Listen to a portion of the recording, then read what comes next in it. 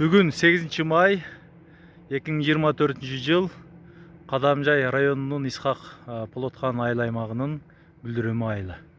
Мына ушинтип кокон гилесиндагы алгачкылары бүшүп калды. Бүшүп базарда да сатылууда.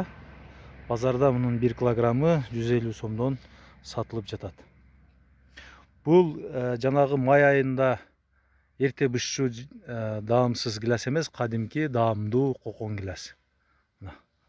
Мынтип эми карары бүшүп келатат. Ошентсе дагы терип алгачкыларын базарга алып чыгып сатып жатышат.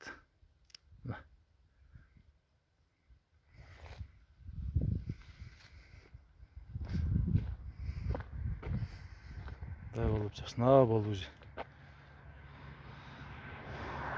бүшүп калды.